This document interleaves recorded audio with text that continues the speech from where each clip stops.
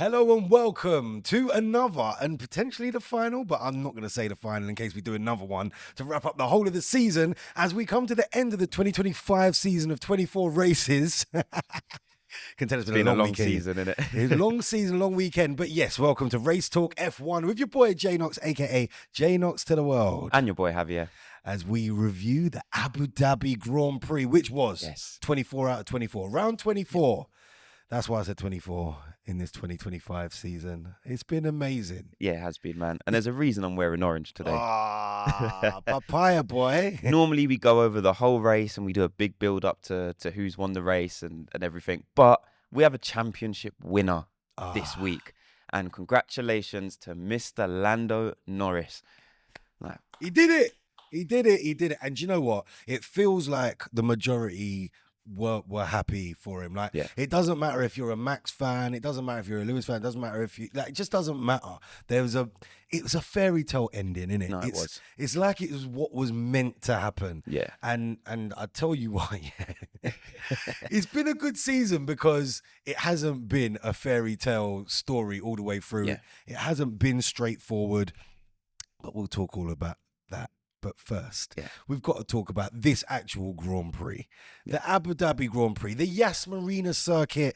It's a special place. Big money once again, isn't it? Yeah. You saw before the race that all the Louis Vuitton cases lined up on the start. Victory. Jeez. Travels. Oh, yeah. What a statement. It is an absolutely amazing race. I'm blessed to have been there a couple of times as well. Nice. It's the yacht parties afterwards. You know what I mean? Yeah, it's been a lovely track to go to. The whole experience. Benson Boone, Katy Perry this time around. Yes. It was a lot. When I went a few years back, I saw the weekend there on I think it was qualifying day. Yeah. And it was just great concerts, great shows, great It's entertainment. the biggest artist in the world, mate. Yeah. It is literally like that, and it was one of the biggest races in F1 history. And I know that might go down as a bigger statement than I'm actually trying to make. But over the last maybe 10 years, this has been one of the biggest races because for the first time in a good few years we had 3 drivers in contention for the championship. Any one of those 3 drivers could have been the champion at the end of it. It could have been Oscar Piastri. It could have been Max Verstappen, who some counted out halfway through. Most of us probably did. Over 100 points back. Bro, even he counted himself out. He did. Yeah, he did. To be honest with you. And it could have been, and many will say should have been Lando, but it didn't seem like it right at the beginning of the season. But here we go. Abu Dhabi, we turned up here and we knew we were going to have a race on our hands and a challenge and an actual competition. Yeah, and because of that, I think it even made practice a bit interesting. Even normal people, so people like me who I'm not the biggest fan of practice, right? I said normal people like me, I feel like a sly dig because I'm always rooting for practice. What are you trying to say, bro? People like me, right, who don't really care about practice that much, right? I was interested in practice this week. Okay. I was watching it with intent. I need to see who's on top at practice because it's going to give me some level of indication is that what you thought, someone's got it. Just this week. Is that what you thought, yeah?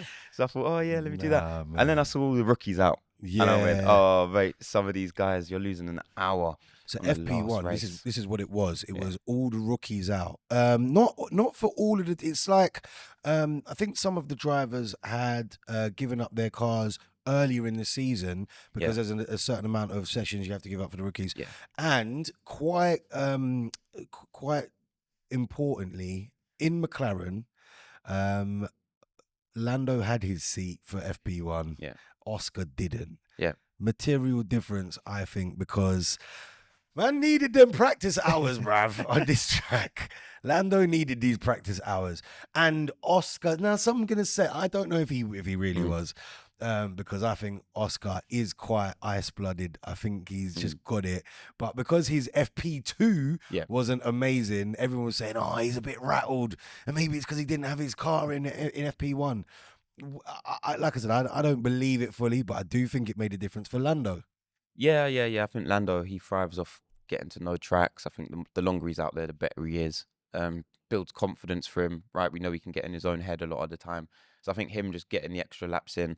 Obviously, I think in practice one, he was P1 in practice one. It's just a good confidence boost for him. Like mentality-wise, he goes into the weekend now thinking, topped practice one, I can do it in all the other sessions now. Even if all the other drivers on the track were rookies that don't drive in F1 cars week in, week out. But yeah, we get it. We get it. Max and Charles was out. Yeah, true. Or should I say Max and the Leclercs were out? The Leclercs. I know, man. Like, it's kind of almost a bit confusing at certain point. I think even for the commentators, I was watching this live. I've watched FP1 and FP2 live, and it's like, it's Leclerc. Hold on, it's Charles. Charles is going from left to. Oh no, hold on, it's not him. It's his brother. Yeah. And then you've got his brother bantering Charles on the radio. I liked it, man. I liked it. Charles went for a spin, isn't it, in one of the practice sessions? Like spun out 360 his car. And Arthur's just like laughing about it. Yeah, and then on the radio. It's great banner. That's what we're here for, though, isn't it? Yeah. Like, I love that. That you had all the race over the radio. Everyone's going, oh, Leclerc Junior, Leclerc Senior. Like, it was great, man. It's great. But it's lovely to see two brothers in Formula One. For real. It's a mad family statement. Yeah.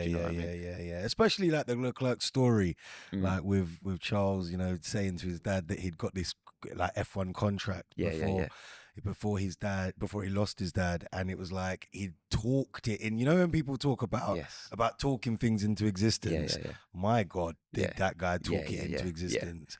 And like that moment when he won in Monaco was like it was huge. It was like there were certain moments in Formula One for me that I think are quite touching, or they really hit.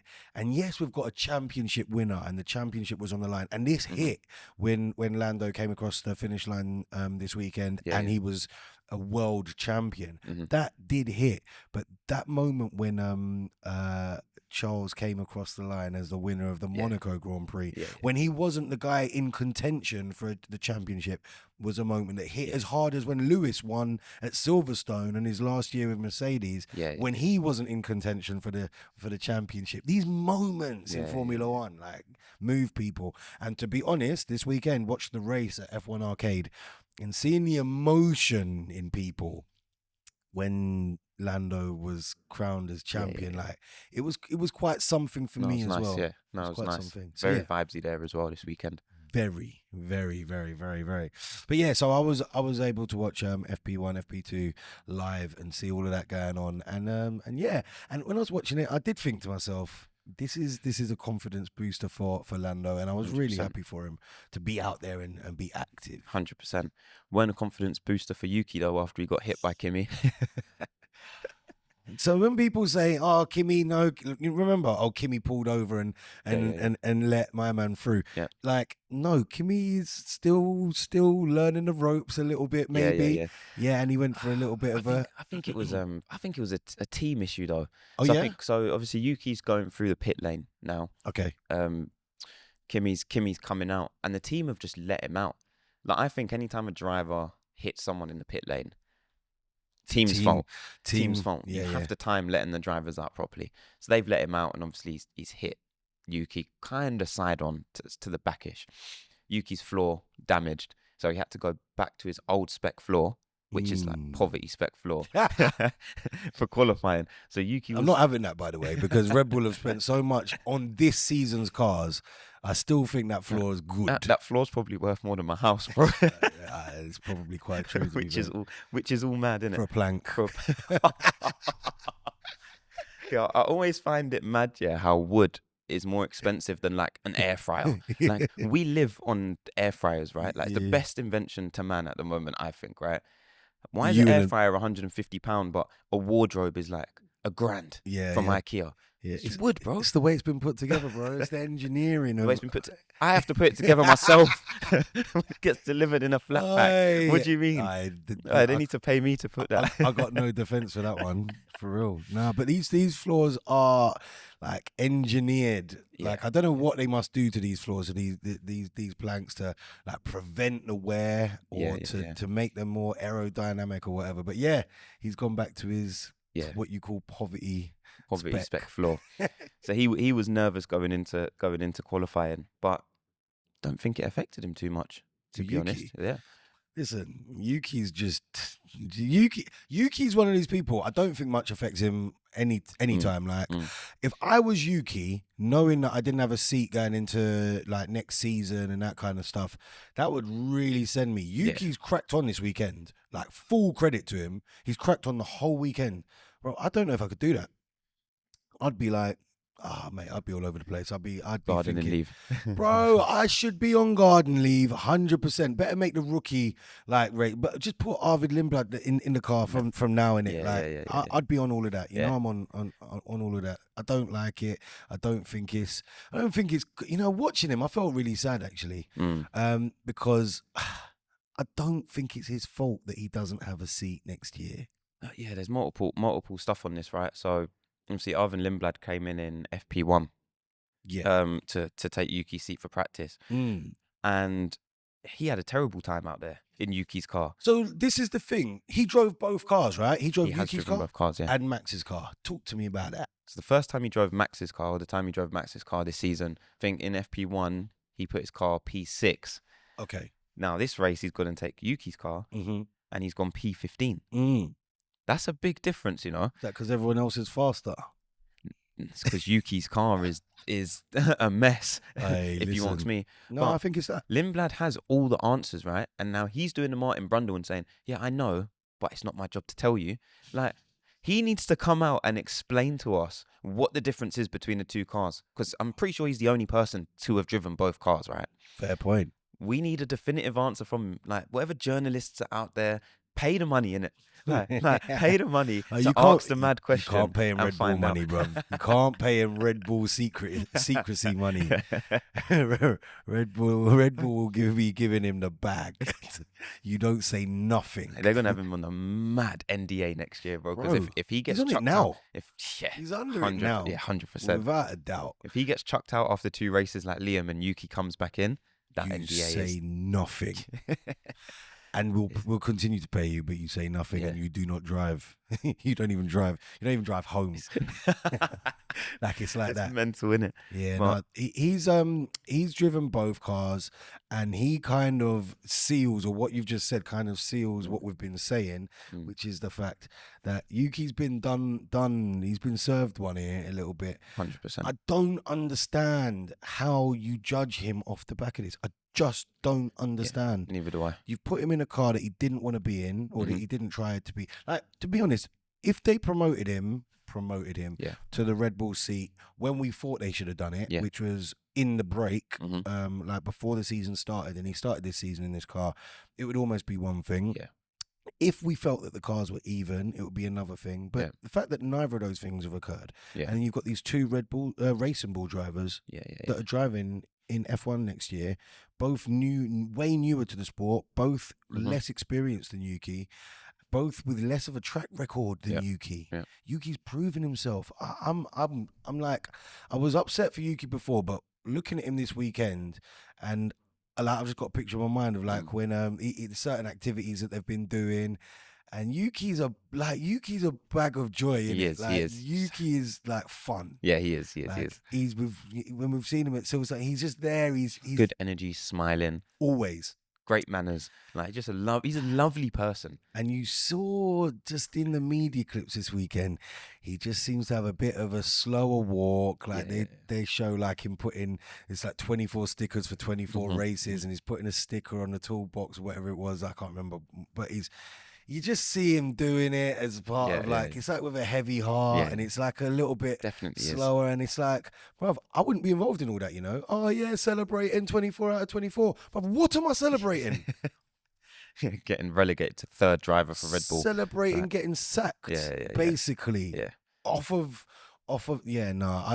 something that I don't believe is my fault. I think he's maintained very, very, very good, a good spirit throughout. But I wouldn't like if this had happened to Max, like, attitude wise, like you wouldn't have this kind of reaction. Absolutely not. So basically, what I'm saying is mad credit to the character of Yuki Tsunoda, one of my favorite drivers. Watching him, maybe not this season and seeing his results, but I felt bad for him the whole season. 100%. Because he's one of the people you really want to do well, man. Oh, Yuki Tsunoda. Best song in Silverstone, bro. Man. But I don't think it's the last we've seen of him. I think he'll be back. Whenever Honda gets an like engine Daniel in the car, Ricciardo, yeah? he's coming back, bro. Do a Daniel 100% Ricciardo. coming back. 100%. He's not the worst driver on the grid by any means necessary, bro. But he'll be back. Yeah, with Honda, 100%. Let's hope. So yeah, man. That's what was going on over there. Sainz was saying that he's jealous of them of the top three. Carlos Sainz interviews. I'm living for them at the moment. Carlos Sainz is in the top three pretty much every week. The last 5 weeks. I don't want to hear it from him, bro. Jealous. Bare podiums, bro. Like that talk of saying he's jealous of Oscar, Lando, and Max competing for the championship is almost wild when you come into this season with Williams as a team that ain't doing nothing really, or didn't look like they were doing nothing. And you know what this reminds me of? Go on. This reminds me of Lando racing with McLaren. Yes. When McLaren weren't really doing much, and he's stuck with them, and he's got what I think he deserves. This is where I said, like, fairy tale ending. Like, I'm happy for him because he didn't just join the top team. If let's just say somebody at Red Bull, obviously Arvid Lindbergh's gone to Red Bull now. Let's just say he absolutely smashes it out the park, and you know, in his second season, his third season, he's competing for a championship in his Red Bull. Like, it's great. Same with Kimi. You know, he started his career in F1 at Mercedes, who've won so many championships in the last decade. Like, it's massive. Yeah. But if Sainz goes to Williams and he's competing, it's like when Lando went to McLaren, and McLaren were not competing for a championship when he joined. Like we weren't looking at that at all, not since Mika Hakkinen days. I mean, when Lando signed, he signed, what was it, a 7-year contract? There was a time when he signed like a 7-year contract with McLaren. Everyone looked at him like, why would you sign such a long contract with such a bad team and keep yourself stuck? Like, you're a future championship driver, people used to say. Now this season, everyone's like, oh, he's the worst championship ever. But everyone used to say, you're a future championship driver. Why would you put yourself on a bad team for 7 years? Yeah. Now look at it, man. And he's now a world champion. And the constructors, that bad team won the constructors weeks ago, we got to remember. So and that is the fairy tale. Like, he put his trust in him. It's his family, really, right, at this point. And it's just nice to see, man. Something like you see in football, for example, where like managers get time to actually build something. And that's what McLaren's done. Like, they've got a driver, they've had time to build something, work together, actually all go in the direction that they want to go in. This is the fruits of their labor. And this is what happens when you give people time to actually develop, to actually learn, to improve. This is what happens. Did you hear that, Red Bull? Give people time, bruv. Nah, listen, that's exactly what I think what you're saying is absolutely spot on. And that's what I'm saying. The fruits of the labor, man. With Lando getting what he deserves. But back to my point, this is Sainz and Williams, bruv. Yeah. Remember I said it, Sainz, future world champion with Williams. Can you imagine? I'd be so here for it. Like 2 years, it could even be next year. The way the cars are changing. We don't know what's going to happen. James Vowles at the helm. Anything is possible. And that driver lineup that they've got, it's a good driver lineup, you know. So if they get that car right, I really like. If there's a team principal, I want to win a championship. It is James Vowles. Yeah. Like he's just top for me. He's top. I'm so here for it. All I need, Sainz championship. And that smooth operator be the theme ringing of across Formula One, bro. Oh, mate. And this is the thing, right? That's the mentality I want to see in Formula One. I'm jealous of them three. Like not in an evil way, but just that attitude, that fighting. That needs to be me. Yeah. That fighting, that fight, that. Yeah. That's what it's what you were saying you kind of miss out of Lewis, for example. That dog, that love that from Sainz. Was missing from Lewis again this weekend because in qualifying he's gone out in Q1 again. Is this just that he's what is it? Because I'll be honest, that interview afterwards was heartbreaking as well, because, and credit to the interviewer, boy, because you're asking the questions. I think one of the other pundits, if you like, was saying, you know, credit, because the questions were asked with mad respect and compassion. Yeah. It's like what's going on here? Like, have you just not managed to whatever? And Lewis's answer, right, wasn't even an answer. He just nodded. He just said, yeah. yeah, whatever kind of, but not even in a rude way. He was just like, yeah, it's on me, it's on me, it's on me. He apologized on the team radio, and it's heartbreaking to watch. But there's just a story. Like I watched it, it was painful to watch, but I watched it a few times, and in my head, I was just like, you know what, yeah, I think when Lewis retires, like at the end of his career, I think some stuff's gonna come out. I think we're gonna hear about what's really happened, because we're talking about NDAs, non-disclosures, and people not talking, and people being paid to just keep it very PC. I do think a day is gonna come where someone like Lewis is just gonna say, you know what, bro, I'm gonna tell you lot what was going on.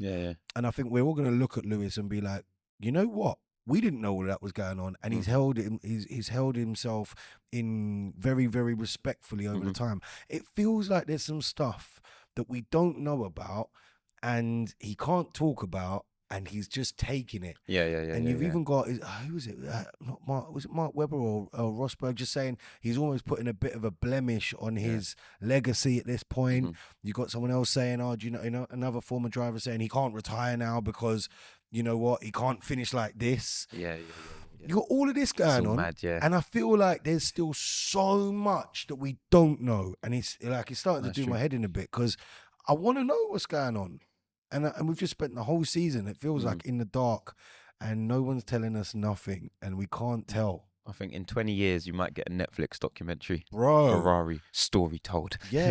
I do think it's going to happen. And I think someone like Lewis, with Lewis kind of money, might look at like his non-disclosure and be like, you man can take me to court, saying what I want, innit? Saying what I like. You lot can sue me if you want, innit? I'll pay the money and tell my story. How about that? I don't need to be paid for my story. I'm here for it. I'll pay the money. And Netflix will cover that, bro. Absolutely. Yeah. I think so. And I think we would all pay. I would pay to watch that. I would pay good money. We'd all put a tenner in, 100%. If every Ferrari or every Lewis fan put in a tenner to get the truth, like we could pay off the court case to know what's going on. Hey, you not for it, yeah? I might crowdfund that. Yeah, let's do it. I want to know the truth, man. I want to know what's going on over there so badly. It's just sad. There's no words. Like, there's actually not. Like, I feel like Lewis talking about Lewis now. It's just it's like that. And I'll tell you the other thing that upset me is that he just said he's not looking forward to next season. Yeah, see, all that talk I don't really want to hear, because now it's like, have you been in that car already and you've seen something that we don't know about, and it's all mad. Yeah. It's scary. I don't want to hear him talking like that, because when you're talking like that, it's like the driving's not fun anymore. You're really sounding like I know it is a job, right? And it's not an easy job, but you're really making it sound like a job now, rather than I'm out there driving, I'm out there having fun, I'm competing for a championship. Now you're just sounding like you're there because you have to be there, rather than because you want to be there. And I feel like that's a very dangerous place to be in a racing car, of I have to be here. Like, what's the point? At the same time, if you look at in his socials last week, he posted, you know what, and he seems to do this at the end of every season. He's got all the drivers together for a dinner at a restaurant, and he posted on his socials, we are the only people in the world that get to do what we do. And at that point, you think, okay, cool, you know what? For all of the comments and for all the things you've just said, actually, he's got mad appreciation. He's grateful. He doesn't take it for granted, and it is massive. And he still did the dinner. Like, I'll be honest, in my headspace, maybe I would have been like, you know what? Forget no dinner, man. No dinner, no lunch, no brunch. You get me? Like, have that Rock Nation attitude of nothing. We're not doing this year, innit? How about that? I mean, if Pierre's paying for it, I'm there, bro. I big up Pierre Gasly. Who reportedly picked up the bill for the dinner. And how much do you reckon he rocked up? Do you know what? I was thinking about this. It probably weren't even a mad dinner, because it weren't like a private thing. There were other people in this restaurant. All recording, like getting gassed. So not people that were just like, that are all stars. People that were posting on their socials, gassed. And I'll be honest, I'd have been gassed to be in that restaurant as well, with all the drivers. You're losing composure, innit? All aura gone, blood.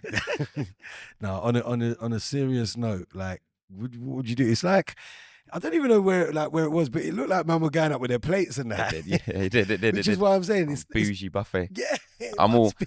all timing my buffet runs for the same time that Lewis is going up there, bro. Oh, Lewis is getting up. Yeah, I'm going, guys. Max has gone to get more. So am I. Like, it's one of them, bro.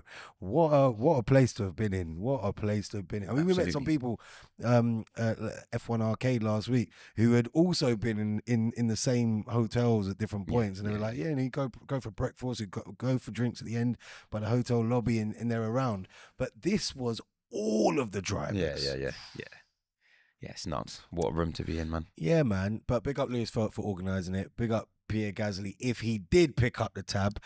And his interviews are quite interesting this weekend because I love watching drivers being interviewed when they're not in contention for the championship, because they just talk a bit more freely. Yeah, we like free speaking drivers. Absolutely. And he was just like, I thought this would have been done ages ago. I thought this championship would have been done weeks ago. So dark.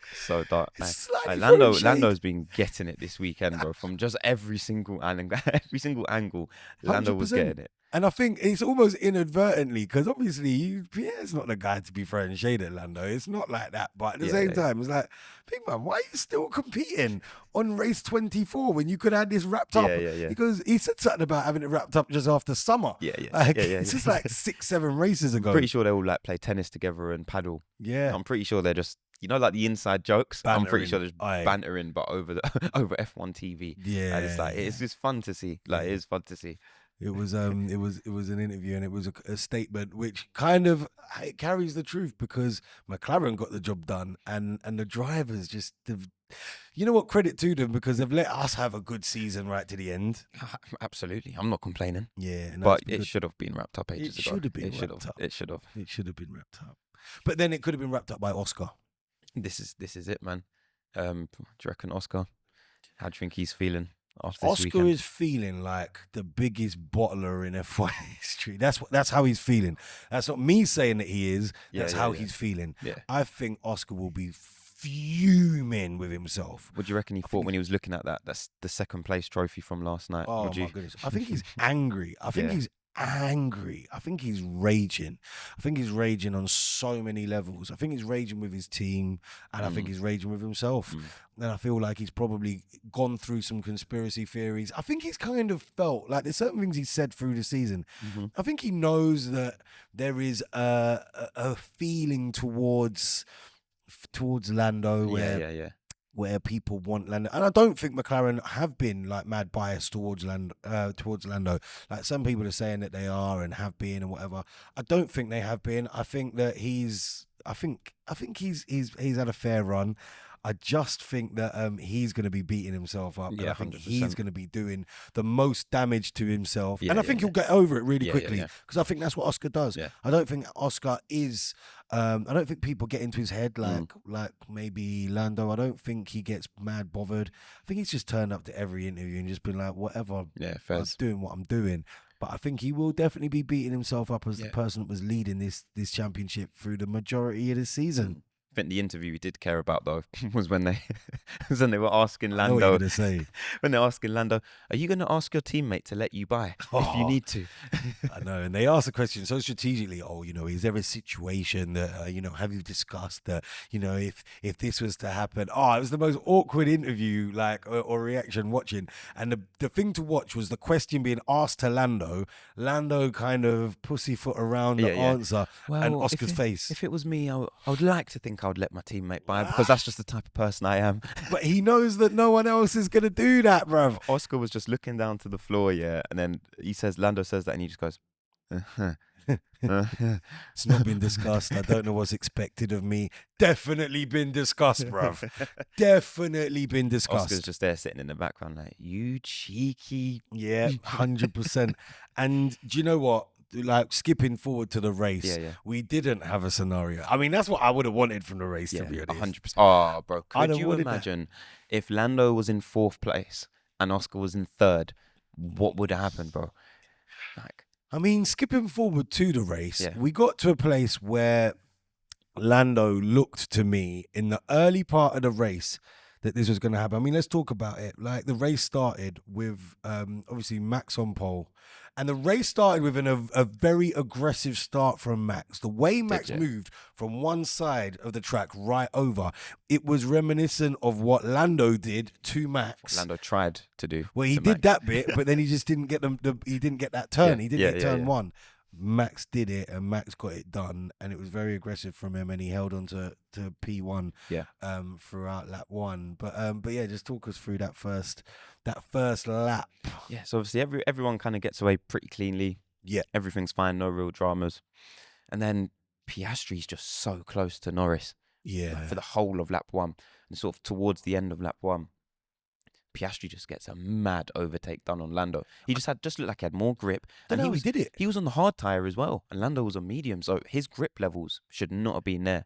And he just went flying around Lando. The outside of Lando. It was mad. It was a sick overtake. And then that was just, Oscar's got that dog in him, you know? Yeah, he's got that dog in him. And he was going for it. He was going for it. And I thought, whoa. And I think everyone, you could kind of sense, so where we was in F1 Arcade, there was a lot of Lando fans, right? Yeah. Obviously English bias and everything. Yeah.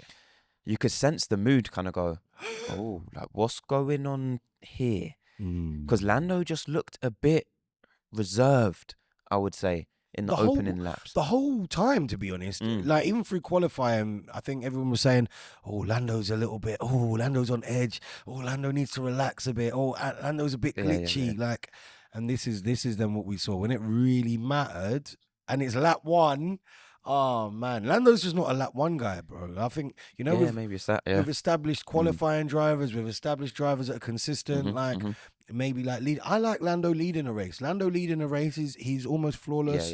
Like, I'm confident with him in that position. Like, I think he can drive a good race consistently. But lap 1 is not his bag.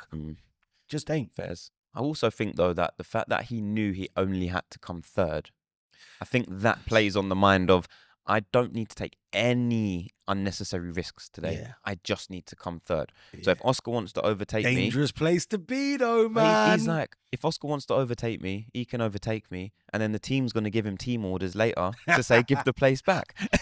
He knows he's safe. So he didn't have to worry about anything. Because he's in a position of power, bro. He's like, we already discussed before the race. Because he probably knows he's not catching Max. So he's going to have to give me that place back at some point if I need it. See, this is the thing, and I just don't. I don't believe in that. I believe in no. I'm going to go get Max. I want to win the race. You never know what might happen, right? And I want to win the race. I want to do this. I've got a quick car. I'm going to go chase him down. Max was never losing that race. Yeah, you reckon? Max was never losing that race. There was no one on this planet capable of catching Max that race. The thing is, I just believed that there was going to be more action during the race. I thought there was going to be something that happened on track, a mistake. It was quite a nothing race, isn't it? Yeah, there was nothing really. See, the only real talking point that I've got from this race was the Norris overtake on Yuki.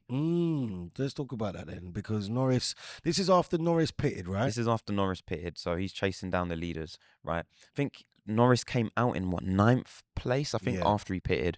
Yuki stayed out and was in 4th, I think it was. Okay.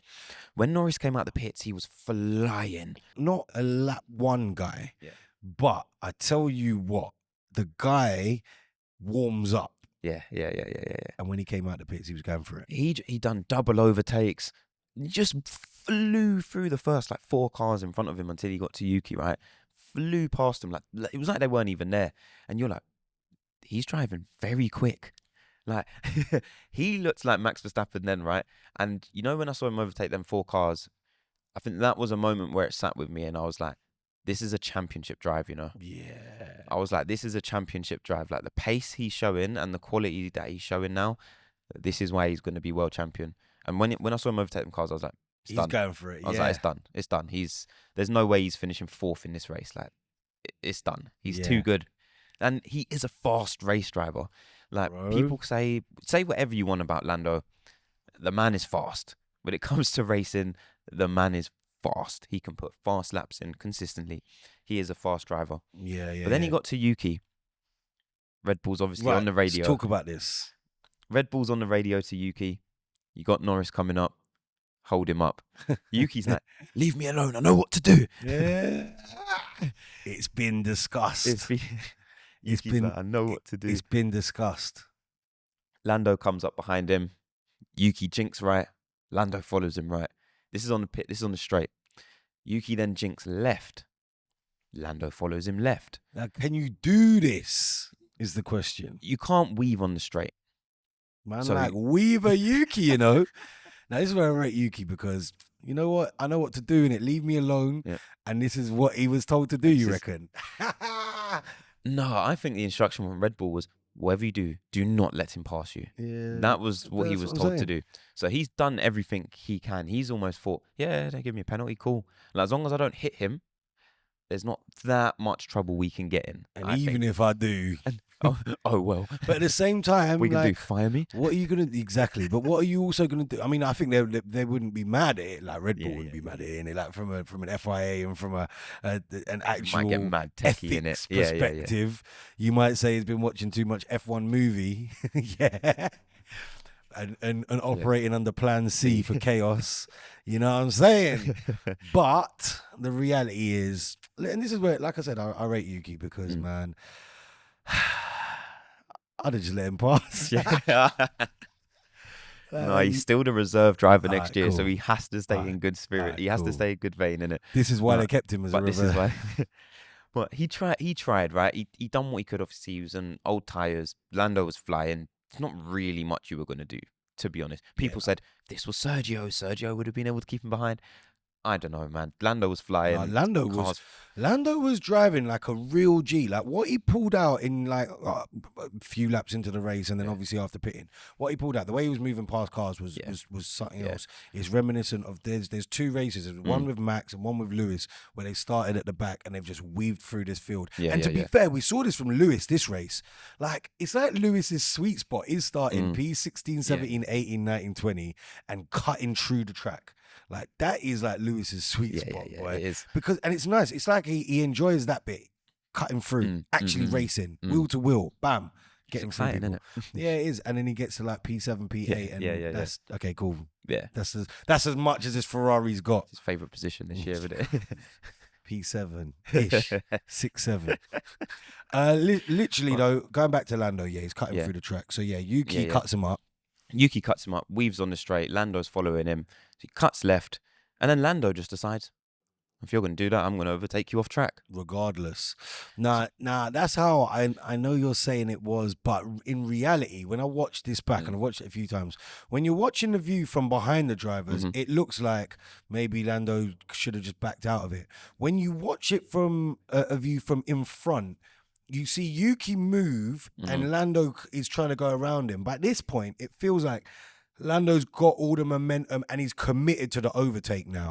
Yes, he's gone around the outside and it's not even clear as day that he's gone off track. He's just going as far as he needs to go to get the overtake done.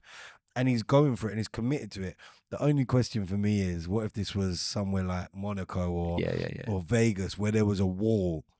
But he'd been finished. He'd have had to back out of it. Yeah, he would have. I think there would have been an accident. I think there would have been a collision because he was so committed to it. So I don't think he was trying to go off track, and he gained an advantage. So what do you reckon happens here? Have the FIA got it right? So I thought what they would have done, I thought they were going to give him a 5-second penalty, and I thought they might have given Yuki a 10-second penalty for weaving on the straight. I thought they were both going to get penalties. And Yuki would get done worse because what he did was worse. Yeah, okay, cool. That's what I thought was going to happen. But they said, Lando, no further action. Yuki got a penalty. Which is basically the same thing. And do you know what? It didn't even matter at the end because Lando was so far ahead of fourth place that even if they gave him a 5-second penalty, would have meant nothing. You know, he drove that well. And then he had Oscar in front of him who would have let him by if he got told. So so it's all good regardless, Do you really think he would have? Yeah. At that point, he would have done it. At that point, once he knows I can't win the championship, it's like, it makes sense. For the sake of team, for the sake of going into next season, keeping everyone on side in the garage, you would have just let him through. Talking about on side in the garage, I've heard that prior to the race, they split the garages and said, you know what? Like, we're not going to share all the data. Yeah. We're going to let Oscar's team do this thing with Oscar and Lando's team do their thing with Lando. How do you feel about that?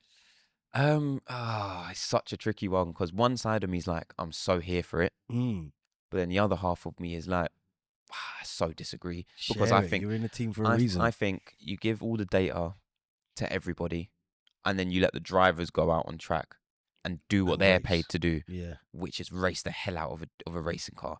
That's what I think. So I think you should be giving both drivers the best possible car and data you can give them, and then I hear it. I hear it. And then let them race. The thing is, though, if you're gonna make that decision, which they made, right? They made this decision to split and keep the data separate. Yeah.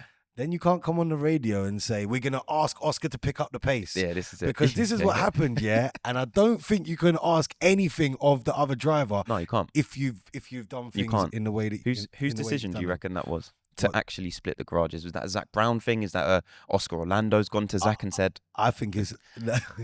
if anything, it would have been Oscar saying, keep my data to us, Because I don't think Lando would do something like that. Do you know what as well, though? Like, does Lando even want it? Like, does Lando need it? Yeah, I think Lando wants everything that he can possibly have. We've had Lando on the radio previously saying, "Coach me through the laps. I don't know what to do." Just like, I think this is and this is where like there are rumors and people that have said this is like as a championship driver. This is like it's almost like people are saying this is. I don't want to use the word worst. But this is. They say it's the worst championship driver we've had in over 20, 30 years. Like, I've seen people saying that on Twitter and stuff, which I don't agree with, I don't like, but that is what it is. It's also a driver that I think, if I'm not mistaken, has been driving the longest, he's had the longest F1 career as a non-champion to now become a champion, which for me, I kind of rate, because you've gone to a team that wasn't even in contention. And you've built it from the ground up. And this is why people talk a lot, man. People talk a lot, and I think sometimes it's just you got to kind of look at it and be like, you lot got to shut up, man. I hear it. But then I think they also do have a point, and I almost think Lando would agree with them in the sense of all the last champions have just been Lewis and Max, and you're not better than Lewis and Max. So there you go. There you go. So maybe it's that. But he has joined a very short list of drivers who are world champions, and you can't take that away from him. Yeah. And in 10 years' time, when you look at the history books, it's just going to say 2025, Lando Norris. No one's going to remember, we should have won it halfway through the season, and blah, blah, blah. He's a world champion.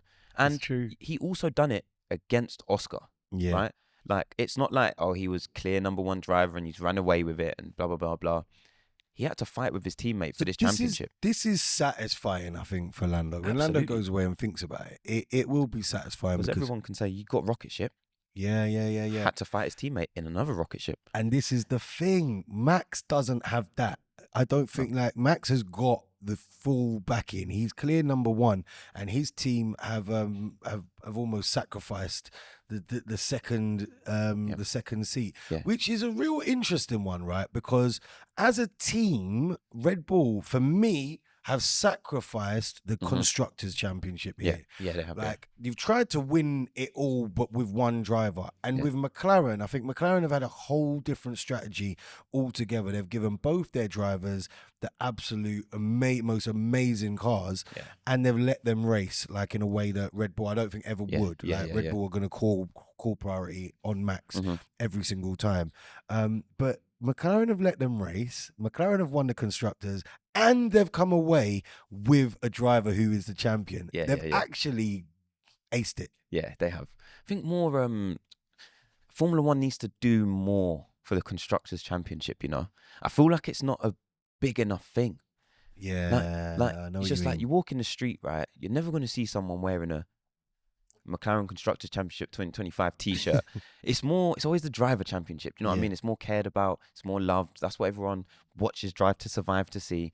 It's like, what can we do to make it that the Constructors Championship is just as important? Put on more parties like Dre 365 did on Monday. Shout out Dre, what an absolute legend, man. Listen, Constructors, you want to talk about Constructors? Well, the McLaren party on Monday, That shard went off, bro. And you know what was sick about it? It's the final race weren't even done.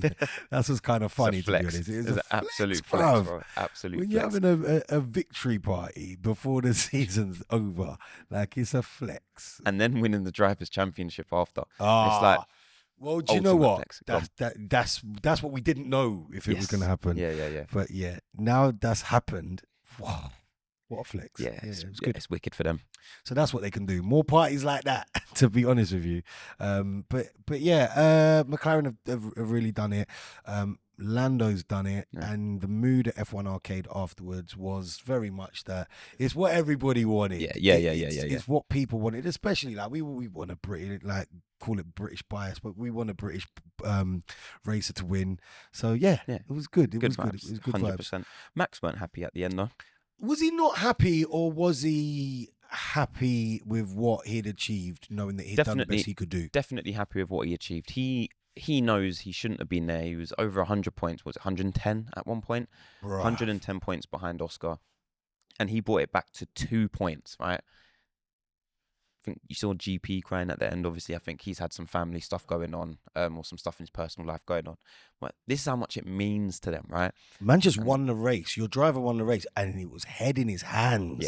Yeah. Like that. See this attitude. When I saw that, I did think this is what Red Bull bring to racing. This is why they've been amazing in Formula One, because your driver's just won.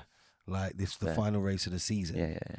And I know that he's won the final race of the season. He's drove an amazing season. Obviously, the team have had their issues, but he's done the best he can do. Yeah. He's even said on the radio, "I hope you guys aren't disappointed." He goes, "I'm not disappointed." Like, and he shouldn't be. Yeah.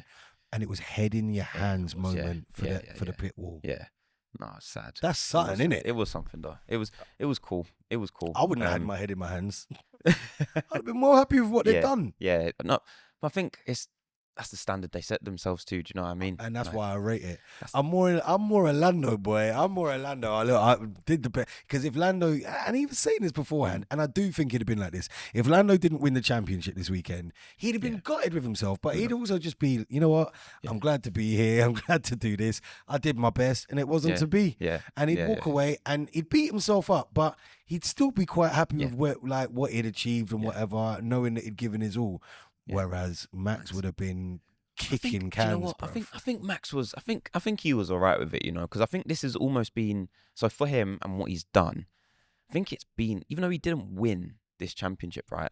I genuinely think it's been legacy defining for him this year. I think there's been a complete shift in the way everyone in Formula One looks at Max because of this season. And I'll take that. I genuinely think it's legacy defining. Like, I think people before, there's debates of, oh, he's always had the fastest car and blah, blah, blah, blah, blah. He's been dominant because of the car. Da, da. This year, undoubtedly, it's shown you Max is a driver. And now the whole of the grid, the whole of the Formula One fan base, no one now, even the haters, the Max haters, they all now say, hate Max, but that man can drive.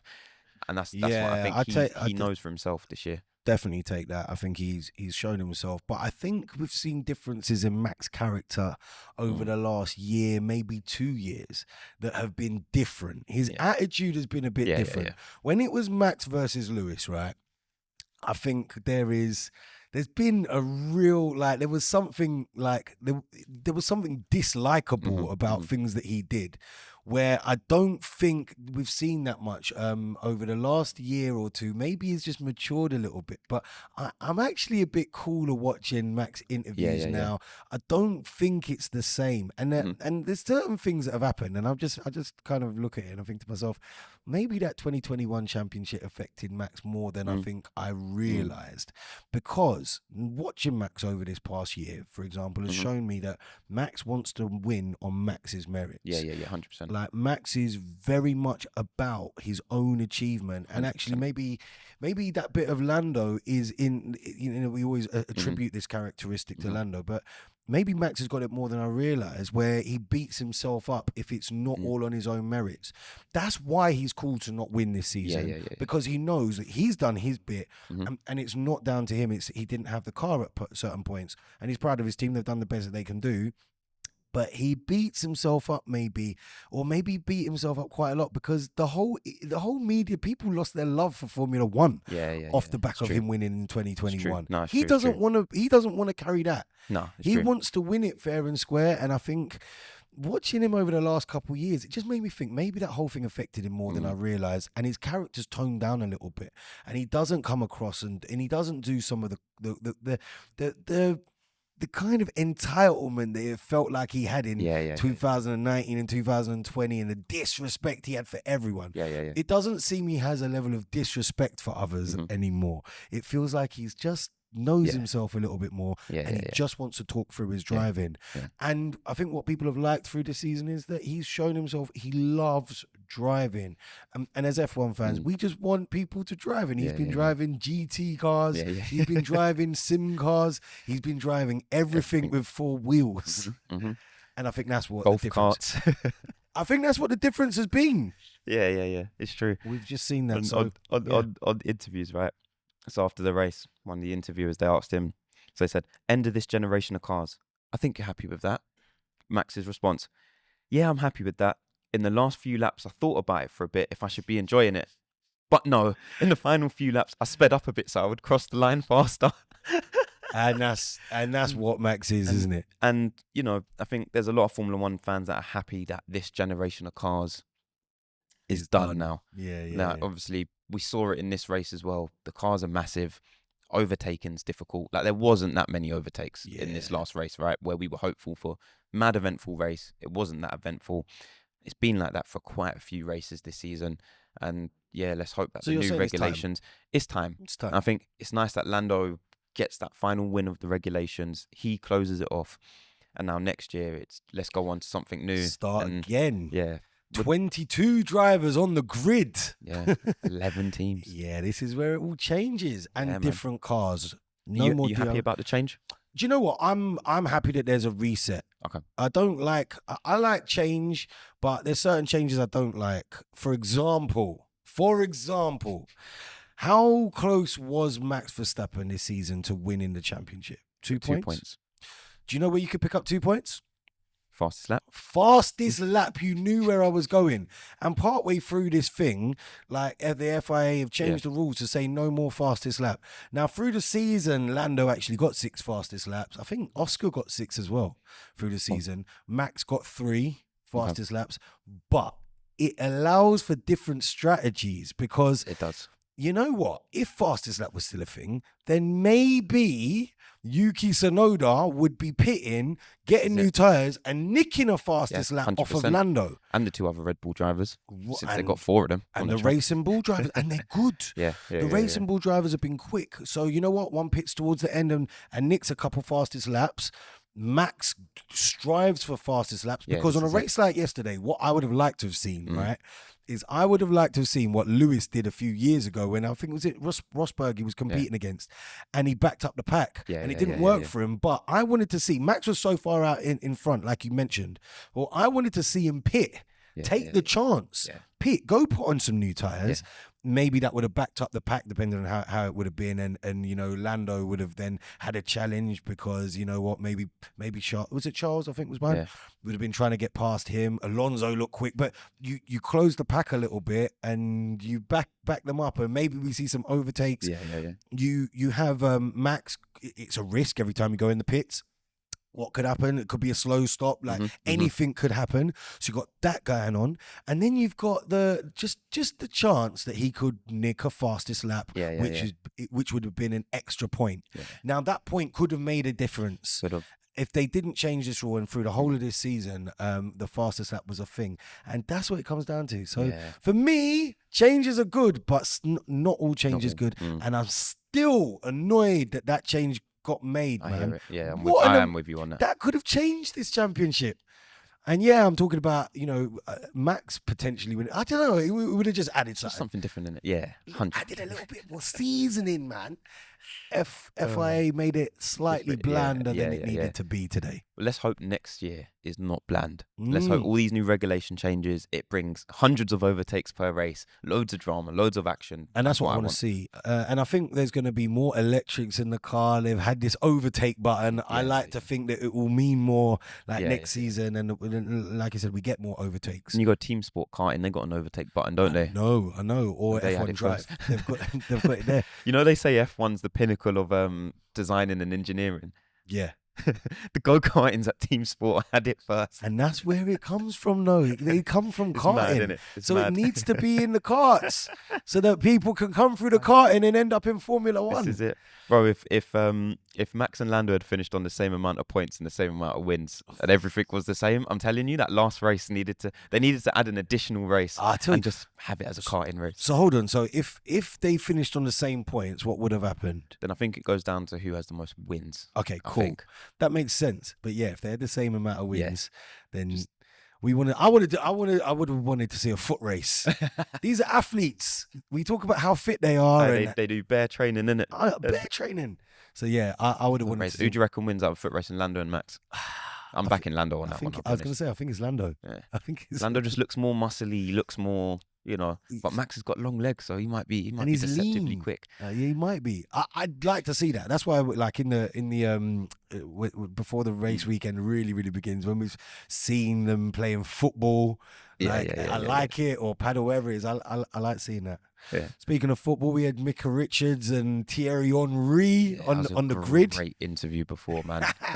TT don't give nothing away in it. They asked him who you rooting for today. He's just like, I just want to see a good race. He gives nothing away. And Micah cracked me up, bro. Micah Richards he's the guy. He's hilarious. He's just funny. He's just everywhere as well now, isn't it? American TV, UK TV, Ballers League. Like, he's just everywhere. And he lights up everywhere. When he went back to Martin Brundle. Yeah, I know. Who does that? Walks off and, you don't want to talk to me? Yeah. And then he comes back. Aye, listen. Martin asked him, also, who are you rooting for today? Mike said whatever he said, and he asked Martin Brundle back, and he goes, who are you rooting for today? Martin Brundle goes, I don't care. It's like, only Martin can do that, Martin Brundle never changed. I don't care who wins, really. Martin Brundle, man, yeah.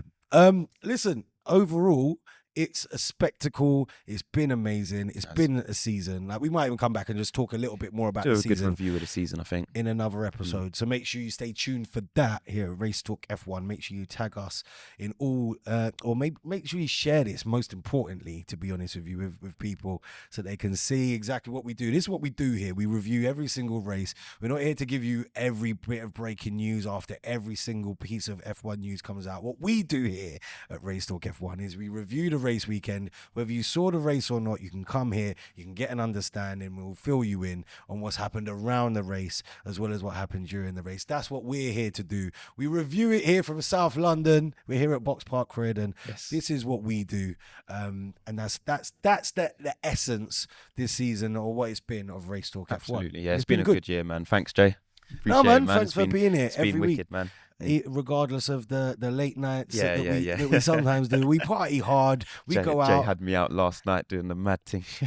We were in the clubs last night. We were at a comedy show. We everything was going on. We're big sports fans, innit? Yesterday, Crystal Palace played and won. 3 points again, ole. Come on. We were in Shepherd's Bush Empire. We were at a comedy show, raising money for hurricane survivors in Jamaica. Like, we're active. We're doing loads and loads. So it means a lot when you guys join us. When we get here on a Monday morning, we review the race that happened over on Sunday and over the race weekend.